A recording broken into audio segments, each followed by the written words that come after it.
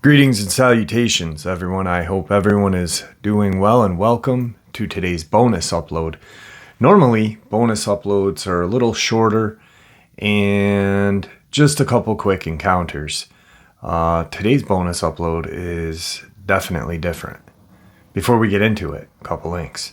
As you know, I rely on Patreon, PayPal, and the merch to help the channel to continue to grow and go. Links to Patreon and PayPal are in the description below. Merch displayed directly under the video. Also, Dogman Frightening Encounters, Volume 1 through 3, the audiobook versions. They were written and researched by Tom Lyons, narrated and produced by me, Jeff Nadolny. Those audiobooks are available on Audible, Amazon, and iTunes, the links to which are also in the description as well. And finally, last but definitely not least, if you'd really like to help support this channel to continue to grow and go, simply subscribe. It doesn't cost you a cent. Click that like button. It takes half a second. If you don't want to miss out on any of the exciting and informative uploads I put out daily, click the bell icon. And finally, last but definitely not least, please leave a comment. Why? Well, because all these things, they help this channel to continue to grow and go. And folks, they matter. Now, everyone, I have taken far too much of your time. Let's get on with today's bonus, shall we? I had a whole different upload set for today. And then through the last 4 days, I've been going down a rabbit hole, and I'm pretty deep. But then, as I'm in this rabbit hole, my mind keeps kind of connecting certain details with different things that Victor talked about. Now, like I said in a couple of the uploads previous to this about his book, that I'm on the fence about him. Who wouldn't be, right? You'd have to be. Even if he was CIA, he'd want you to be. Then I started thinking and reading and researching more and more about different things that I talked about 2 days ago and yesterday. And a lot of what Victor said connected. And it was scary.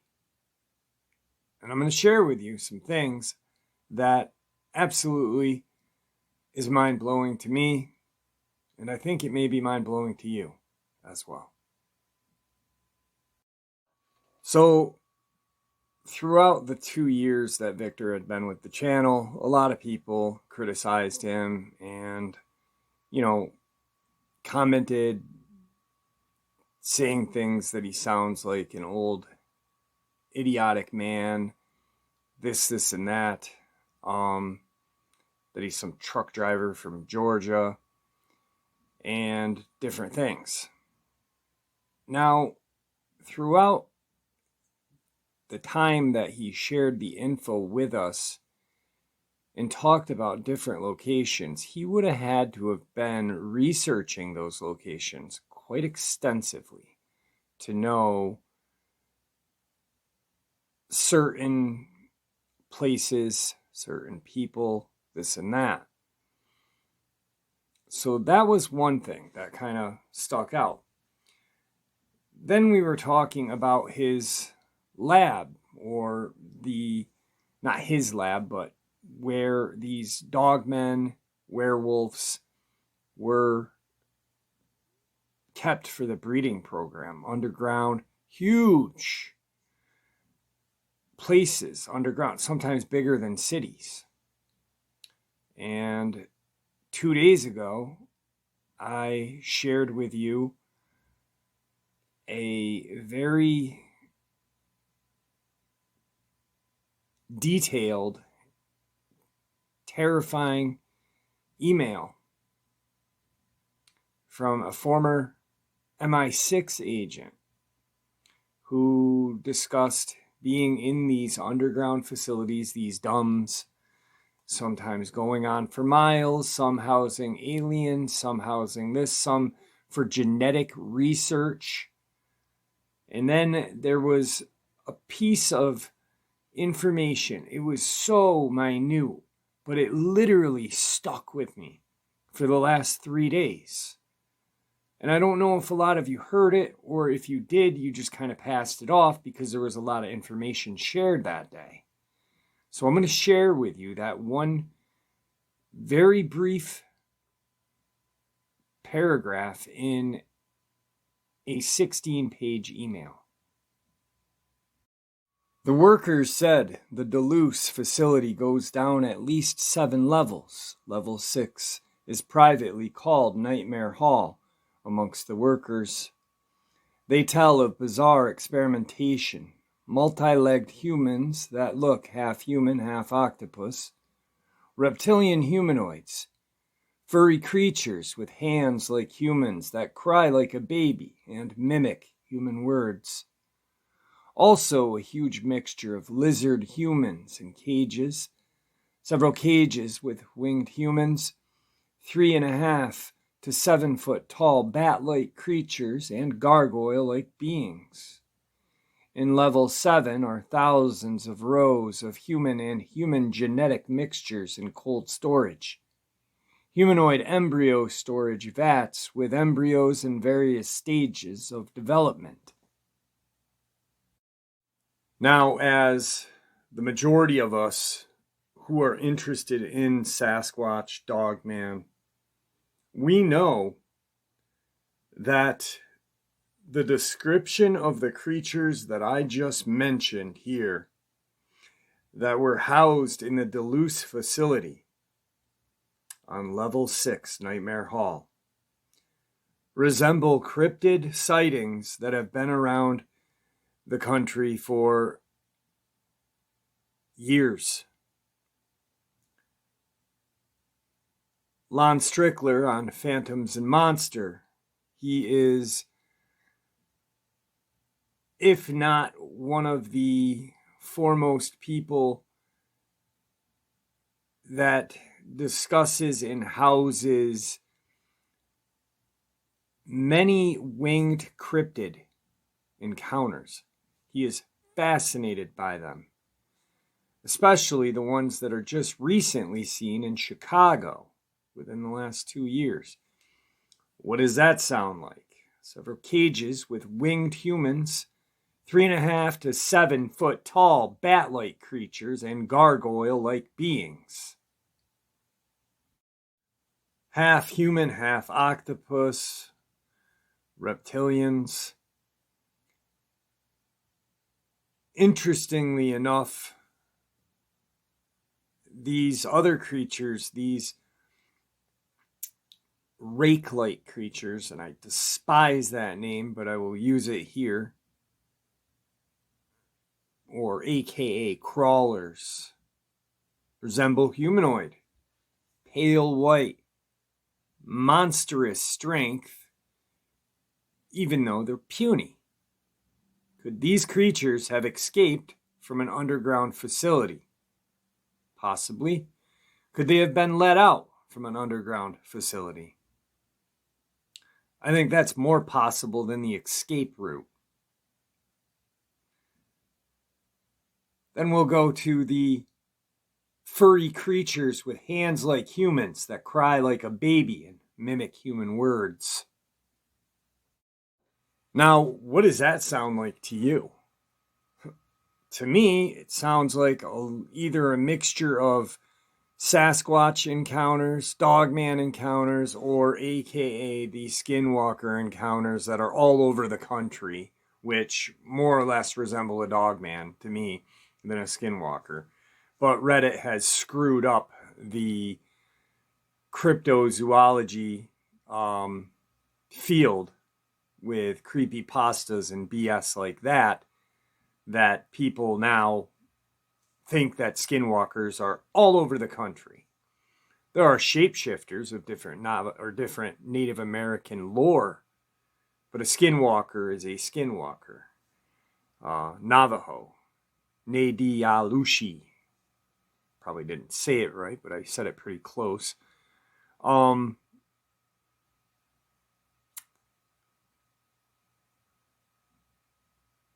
I'm thinking that either Victor had a lot of time on his hands or is right on the money and is who he says he is. But then there's more. There's even more that is plausible truth for him being him. And a lot of people scoffed or criticized about the erasing of the memory. Bit by bit, piece by piece, not the whole memory, but just a little piece of it. But yet in that same email, talking about the underground facilities, the children abduction, aliens, and whatnot, there's this paragraph. On July 11th, 1934, the first treaty with the Greys from Orion occurred aboard a naval ship in Balboa. This was one of the most important events in human history because it thrust us into a role we were not prepared for, as regards to being a host to a malevolent extraterrestrial race. The United States federal government disregarded the Constitution of the U.S. by doing this and not telling the people.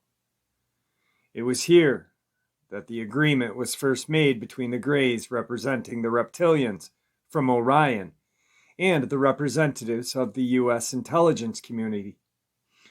The treaty stated that in return for the Greys providing high technology, anti-gravity, metals and alloy, environment, free energy, and medical technology, the government would allow the Greys to proceed unhindered with human abduction. This was only if a list of abductees was provided to the government and the abductees returned unharmed with the memories of the events erased. So if the Greys were willing to give us anti-gravity, metals and alloy, environmental stuff, and free energy, wouldn't they most certainly give us weapons? Wouldn't they most certainly give us the capability of erasing memories in case something like an abductee remembered something? Seems plausible to me. But yet, to others, it didn't. Now, throughout this, I'm not saying I am 100% positive. I am saying while I went down this rabbit hole, things started to make sense to me. Things started to add up on Victor. CIA. Mind erasing. Underground base. Creatures in a breeding program. These are all a list of things that he discussed and shared with us. Then there's this email. My name is James Casbolt. I am a former MI6 agent that was involved in Black Ops during the mid-90s in London, England. I have blown the whistle on many things. However, there are certain areas I have not gone public with. This regards my involvement in genetic enhancement program run by the NSA in an area that I grew up in. This project involves creating super soldiers and super spies. This program is called Project Mannequin and was and is being jointly run by the NSA in an underground facility in Peasmore, Berkshire, in England. I have recovered memories of genetic enhancement procedures being performed on me in this facility. It has also been confirmed by contacts in the NSA that I was part of this program and may still be. I have NSA documents in possession that teach how to create super soldiers if you are interested in pursuing them. These documents are classified above top secret and are worth a lot of money. Again, I have not released them. The reason I am sending this email is because removed email me a few days ago. However, I cleared my email account and erased his contact details by accident. I'm going through a very painful and confusing deprogramming. Many more memories are coming out. Please, will you send forward this to Redacted and ask him to get in touch with me if possible. There is so much more to this than I can say now. I will forward you a couple more emails regarding my experiences. Again, please forward these to Redacted. In truth, James Casbolt. Then a lot of people criticized him for talking about the chipping of Dogman, werewolf, yada, yada, yada, saying it's fiction, this and that. But Elon Musk is talking about implanting chips in us right now. How hard is it to believe something that is going on this very moment that I am sharing this with you? Not hard. Like I said, I went down a rabbit hole. My brain is trying to connect these pieces together. It's going 1,000 miles an hour, and I am confused, but I feel like I have some truth about Victor. And I don't know where I stand on this part. But then there's more. James Casbolt talks about this. Members of this working group must all volunteer for memory erasing and brain surgery. After operations, members will have memories erased from analytical mind and be placed in civil communities. A rotation shift for operations will be in effect. One unit will be active while others are inactive. While the inactive unit swaps duties with the active unit, extraction and implantation sites on land will be used, crossover points. At extraction, implantation sites will be operational with one unit awakening and the other unit going back to sleep within seconds. This will happen by the touching of hands, keywords, and other hypnotic and technological triggers. And we're still talking about chips and things being fake. Well, then there's this. Nanotech, human, alien, animal crossbreeding, eating the dead. Mid-80s, Yucatan. Small groups of children are flown from Brazil to Mexico regularly over this period of time. Blood vials are stored underground in this temple as well as various other machines. Cryotech and the blue tube containers of blue liquid for cloning. The blood vials contain ET/animal and DNA and human DNA infused with nanites. We are given them for drinking in this place and also injections. The AI system learns from us through the nanites when we ingest the blood. We learn from the AI system as well during this process. The end result is the ability to shapeshift and take on animal attributes for military ops. What? I can't even, it goes on.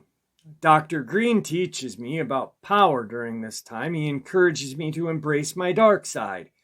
We start by killing birds together in the temple and drinking their blood. During this time, Dr. Green seems to shapeshift into a white-skinned vampire with pointed ears and teeth. His bone and head seem to grow larger. Not sure I see this, though, drugs or trauma. He looks a bit like an evil clown. Screen memories of clowns are put in afterwards to cover my memory up. These processes are preparations for the main ritual which will occur in this place on October 21st, 1984.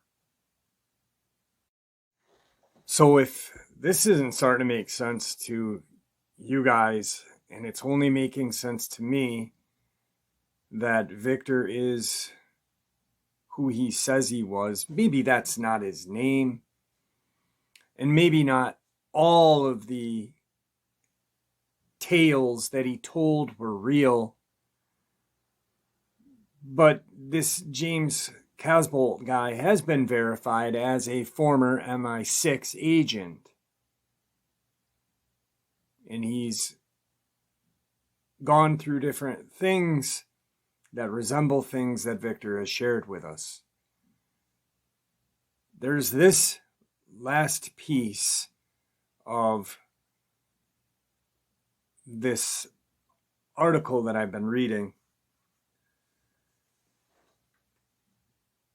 October 31st, 1984, Yucatan. Night of Samuel.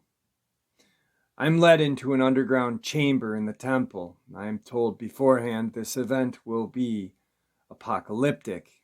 These type of rituals will decide the fate of the world in many ways. Rituals to bring about the end of the world.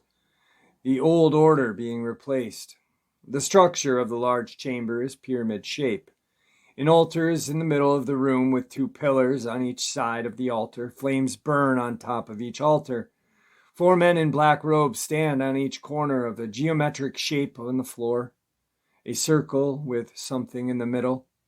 I am taken and stood in the middle of the circle. I am directly underneath the point of the pyramid above us. They start to chant, and I can feel an entity being drawn down into the pyramid and into my body. I try to fight, but the chanting grows louder, and I cannot fight. This night is a test. The test involves asserting whether the multidimensional being brought down into the temple can be controlled.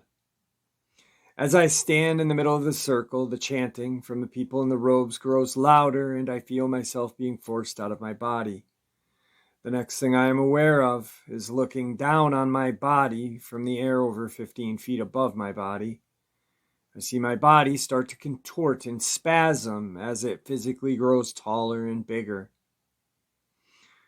I start to freak out about my identity when this happens, but I know I'm me and I am here in the air and this thing is down there. We are 2 separate life forms. I relax and calm down, then I realize this. I also realize something else now. I seem to be able to control this thing down below like a puppet under remote control. I can make him walk forward towards the guys in the robes near the left-hand side of the room. I make the entity walk backwards and then make him sit down. The entity inside the body wants to work with me, and he is under some kind of strict rules now. He has come to this place in a disembodied state. He was compelled to come here and is compelled to follow my command. The whole power thing comes to mind that Dr. Green taught me. I start to think of all things I could do with this body. 3 blonde women are brought into the chamber by black-clad men with dark plastic face masks on, same type worn by security who guarded us in the Canadian facility. The women are brought in front of the altar and put down upon their knees. A psionic struggle between myself and this creature now commences in my body as the creature tries to pull forward to attack the women. 4 men in robes join with the psionic struggle with chanting and arm waving. I manage to take control of my body during this process and come back into my body, which then goes back to normal. Myself and the women are then taken up the stairs to the left of the chamber by security guards. I am exhausted, put in a jeep and driven to a helicopter. Next memory is of some kind of airport in a room with Germans, Americans, and British men. Papers are signed regarding my transportation back to the United Kingdom. Then, as I'm going down this rabbit hole, I kick this rock over and find this. which is mind-blowing. In 2005, one of Russia's darkest secrets was brought into the light in the Scotsman newspaper. The story revealed that during his tyrannical reign, Joseph Stalin, the dictator of the Soviet Union, ordered the creation of a human-ape hybrid reported commission, Dr. Iana Ivanov, to create this new species so he could build his own army of super soldiers who were insensitive to pain, restraint, and indifferent about the quality of food they eat.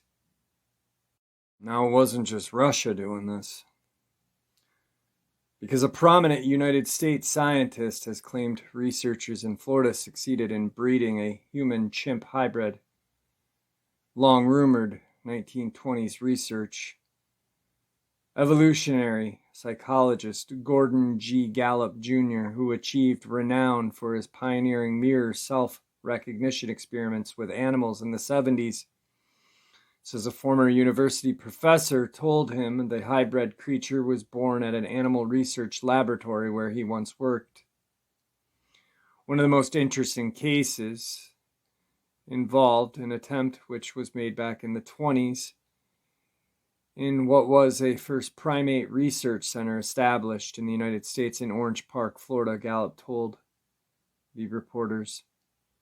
They inseminated a female chimp with human semen from an undisclosed donor and claimed not only that pregnancy occurred, but pregnancy went full term and resulted in a live birth. There is little reason to think such an experiment successfully took place, and plenty of reasons to believe it did not. But having an otherwise respected researcher make such a statement is drawing attention to this old rumor once again.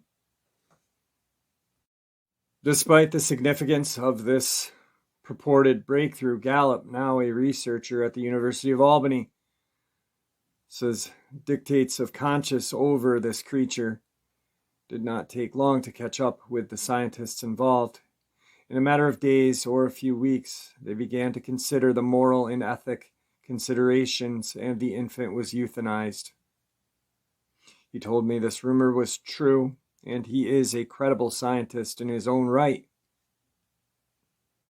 Researchers in the Soviet Union and China have both experimented with the idea. Russian biologist Aina Ivanov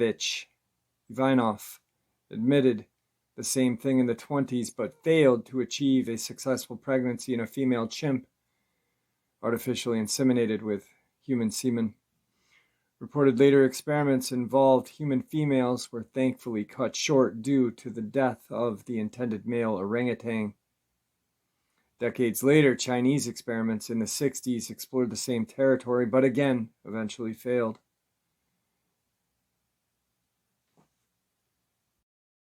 And then I found this. Now, everything that I've shared in the last couple of days involves just the United States, MI6, CIA, NSA. But this, with something that was shared in the initial email, will make sense once I put it all together, and this is why I say my brain is going 1,000 miles an hour. Many different sources tell about encounters with unknown civilizations on our planet. These are mysterious humanoid organisms in the sea and oceans, mysterious dwarfs, and creatures completely unlike humans. In the USSR, a whole unit ordered the KGB was engaged in the study of parallel civilizations. The most ambitious and major event that was described in reports of high-ranking officials is a direct proof of existence of the underground race in the planet, which developed in parallel to the existence of the underground race in our planet. In 1965, in the Kazakh SSR, tunneling work began at the Tikili mine. Drilling and blasting operations were carried out as usual until a serious collapse occurred. According to reports, this should not have happened, as there were no cavities in the area. Later, it turned out that a calculation error had occurred, and it turned out that a network of unaccounted tunnels passed through there. But the most amazing thing was ahead. The collapse exposed several floors of mines, tunnels, and caves. The size of the passages reached 3 to 3.5 meters, and the depth is still unknown or known but classified. The fact is that the explosion severely violated the integrity of this structure. In addition, the mysterious inhabitants of the tunnel suffered. Their height reached 2.5 meters. Now, 2.5 meters is 8 feet 2 inches, give or take. Their bodies were of an unnatural dark gray color. The hair on their head was red. The creatures were wearing no clothes. The body was covered in a dry layer of mud. Eyewitnesses and researchers to whom the bodies were delivered, and according to some sources, about 20 of the living creatures, noted that these creatures had never seen light. The eyes and the eye center of the brain and everything connected with the visual apparatus were completely absent from the inhabitants of the cave. The heart was 4-chambered and the limbs were 3-fingered. In addition, the brain of the creatures exceeded the human brain by 300 to 350 grams. The body exuded the strongest, disgusting odor. This was due to the fact that the cryptid organism did not have an excretion system. All impurities excreted through the skin in the form of a mysterious mucus. From 65 to 80, the study of these creatures was carried out in an underground hangar of the facility of the Ministry of Defense near the village of Orajar. It was here that the trail of these creatures ended. The further fate of the biomaterials was unknown. True, in the 90s, a retired officer from the Mekenshinsky Border Detachment shared, presumably, the events related to the study of the cryptids. They were placed in a sealed pressure chamber on the lower 5th underground tier, according to the data, until 1987, closed for unknown reasons. There was a secret laboratory for the study of the bodies of aliens and cryptids. Most of those delivered died during the experiments. They did not tolerate clean water or sunlight. The background radiation in the tissues of the creatures was higher than the environment. This became the reason for the hypothesis that these creatures were the result of mutation after underground nuclear explosions at the Semipolensky test site. In 1980, all cryptids were destroyed, and the research data was highly classified. In addition, a division of the Ministry of Defense allegedly cleared the cryptids from the dungeons in Tekeli, since they carried out the most serious threat. After the cleanup, the object was mothballed for 4 years. Every few months, military specialists descended into the tunnels and mines. As a result, this mine was given the status of specially protected special facility. There are still many controversies surrounding the incident of 65. Researchers are also debating the level of intelligence of these cryptids, as their brains were comparable to those of a Neanderthal. Is a parallel underground civilization possible on Earth? Yes, I think so, and not just one. And this is the statement that I referred to prior to sharing that connected things for this to me in my head. Maybe I'm absolutely crazy, but I'm going to share it with you. After sharing all of this, I'm going to share this with you, and I'm going to share my theory. And if it makes sense, then it only makes sense that Victor is who he says he is, but is not really, if you know what I mean. The British, Russian, and United States government have become blood brothers and the best of friends because of the alien agenda. The Russian and U.S. Cold War was a feigned animosity, a sham, so these governments could develop nuclear weapon programs to counter the alien threat. The Cold War was a lie for the public to take the attention away from what the nuclear weapon program was really being developed for, not against Russia, but as a last resort against the Greys and the reptilians. So,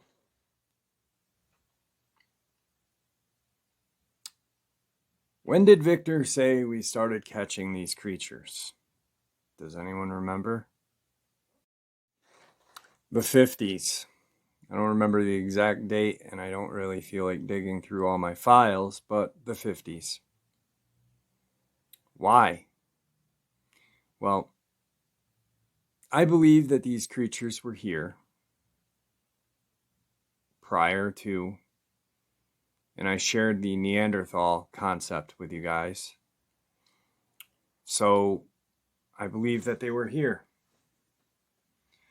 And I believed that both our government and the Soviet Union and other governments, or maybe just ours, really saw these creatures as a line of defense against the alien races that our government made pacts with. Because after those pacts were made, I believe the government realized they made a deal with the devil. And at that point, there was no turning back. And I really, truly, my theory is that these pacts were made with these creatures from a different planet. We realized that we were at a very, very big disadvantage, and we needed something to kind of maybe tip the scale in our favor. So the government proceeded to do this breeding program, which I just shared with you some scientific proof of human and almost like a chimera. But that's not what these things are. The Dogman, the werewolf, the Sasquatch. So maybe Victor is real. Maybe his name's not Victor. Who knows? Probably not. Does he work for the CIA? My theory? Yeah.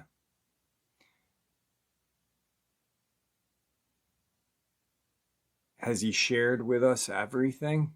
No. No, he hasn't. Just enough to where it's legit. To where things can just leak out slowly.